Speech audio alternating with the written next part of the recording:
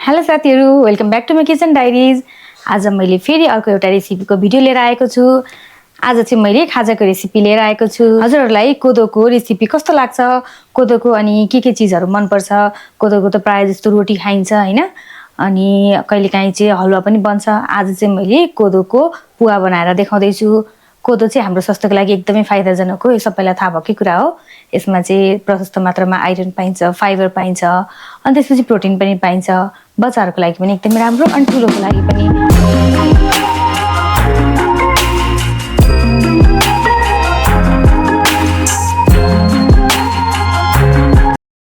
हजुरहरुले चाहिँ कति जनालाई बनाउँदै हुनुहुन्छ त्यही अनुसार लिनु होला क्वान्टिटी। मैले चाहिँ 5-6 जनाको लागि खाजा पुग्ने गरी बनाउँदै छु। यो चाहिँ कोदोको पिठो, यसलाई मैले पहिला बाउलमा हाले। मैले चाहिँ यसमा ठुलो चम्चाको 1 चम्चा जति यति घिउ राखे। त्यसपछि म सुरुमा यसलाई यतिकै मुस्छु घिउमा। मैले चाहिँ एकछिन घिउ राखेर सुरुमा मुस्दै छु, यसले गर्दा अलिकति नरम बन्छ भनेर। अनि त्यसपछि मात्र म यसमा पानी राख्छु। पिठो यतिको भयो। मैले घिउ मिक्स गरिसकेपछि अब म यसमा थोरै थोरै पानी हाल्दै मुस्दै गर्छु।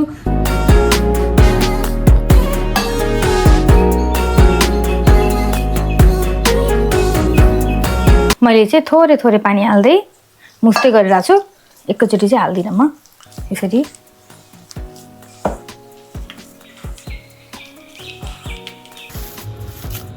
यसरी एकैछिन पिठो माड्यो भने मिठो पनि हुन्छ टेस्ट। अनि एकैछिन भिजाएर पनि राख्नुपर्छ यसलाई छोपेर, टाइम छ भने। अब अलिकति मात्रै पानी हाल्छु म, हल्का गिलो बनाउँछु, एकछिन भिज्छ नि त, त्यही भएर।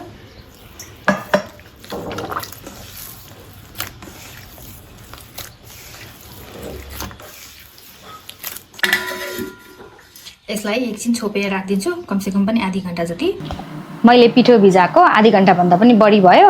अब चाहिँ पकाउने तयारीमा लाग्छु। अब हेरौँ है त कस्तो बनेको छ पिठो।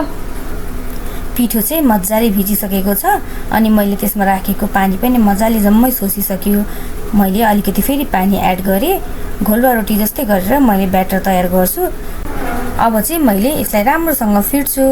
यसरी जम्मै फिटिसकेपछि मैले प्यान बसालेँ। ठुलो चम्चाको 2-3 चम्चा मैले घिउ राखेको छु। घिउ धेरै भयो भन्दैमा केही फरक पर्दैन, मिठो नै हुन्छ। मैले त्यसपछि गुलियो राखेर फुराएँ। अब चाहिँ मैले कोदोको पिठो राखिदिएँ।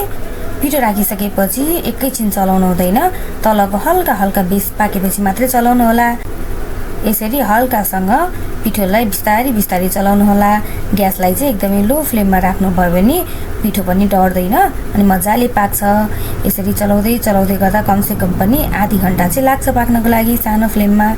अनि यसरी सबै डल्लोहरू फुटाउनुपर्छ, अनि मजाले यसरी पाक्नको लागि एकछिन टाइम दिनुपर्छ।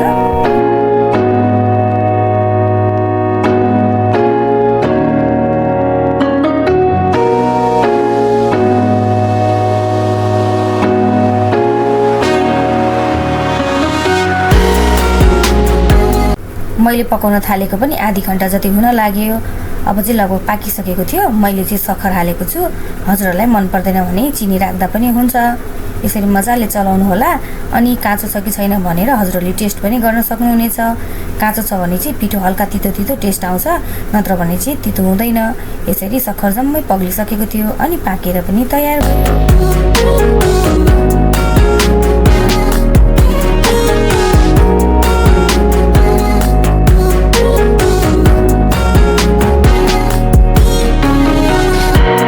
एकदमै हेल्दी अनि मिठो खाजा तयार भयो। हजुरहरूलाई चाहिँ भिडियो कस्तो लाग्यो?